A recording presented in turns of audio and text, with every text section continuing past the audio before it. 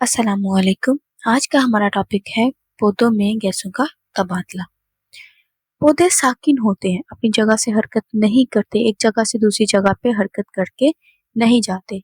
इनके निस्बत जो जानदार होते हैं, जानवर, इंसान वगैरह, वो एनर्जी का इस्तेमाल ज़्यादा करते हैं और उनके अंदर रेस्पिरेशन भी ज़्यादा होती है। क्यों? क्योंकि उन्हें ज़्यादा एनर्जी की ज़रूरत होती है एज कम्पेयर टू प्लांट्स।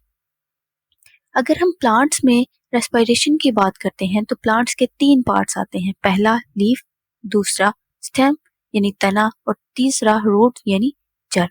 ये तीनों हिस्से जो हैं वो रेस्पिरेशन में हिस्सा ले रहे होते हैं। रेस्पिरेशन में क्या होता है कि पौधे जो हैं वो कार्बन डाइऑक्साइड को खारिज करते हैं और ऑक्सीजन को जज़ब करते हैं। इस अमल को गैसों का तबादला कहते हैं, जिसमें कार्बन डाइऑक्साइड को बाहर खारिज कर दिया जाता है और ऑक्सीजन को अंदर जज़ब कर लिया जाता है।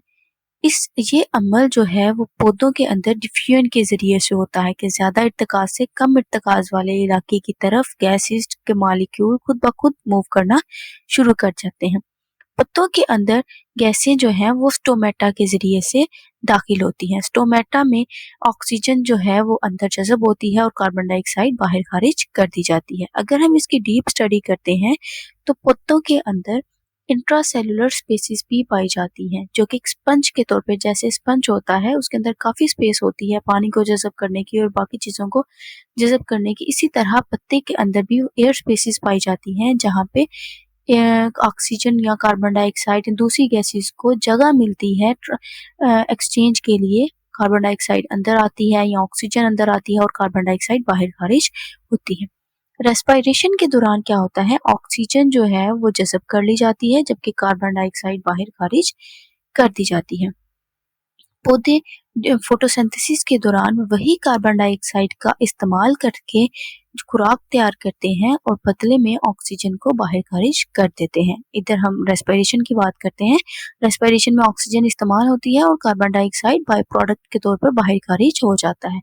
दूसरी तरफ फोटोसिंथेसिस है कि कार्बन डाइऑक्साइड वही यूज होती है और ऑक्सीजन जो है वो बाहर खारिज हो जाती है। रेस्पिरेशन और फोटोसिंथेसिस दोनों एक वक्त पर ही वकूअ पज़ीर होती हैं दिन के वक्त, लेकिन रात के वक्त जो है वो फोटोसिंथेसिस नहीं हो रही होती। क्यों? फोटोसिंथेसिस के अमल के लिए हमें सूरज की रोशनी का होना बहुत ज़रूरी होता है। उसकी मौजूदगी के बगैर फोटोसिंथेसिस का अमल नहीं होता। इसलिए रेस्पिरेशन जो है वो रात के वक्त भी चल रही होती है, लेकिन फोटोसिंथेसिस उस वक्त नहीं होती।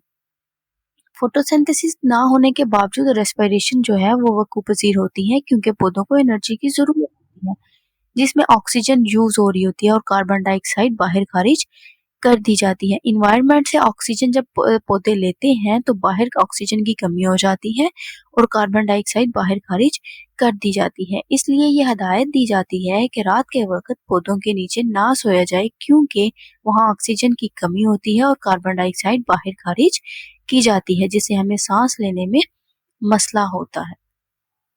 पौधों में ये गैसेस का जो एक्सचेंज है, जो गैसों का तबादला है, वो सिर्फ पत्ते या तने के जरिए से नहीं होता, बल्कि तनों और जड़ों के जरिए से भी होता है। अगर हम तने की बात करते हैं तो पौधों के अंदर जो तने होते हैं उसके अंदर बारीक बारीक सुराख पाए जाते हैं।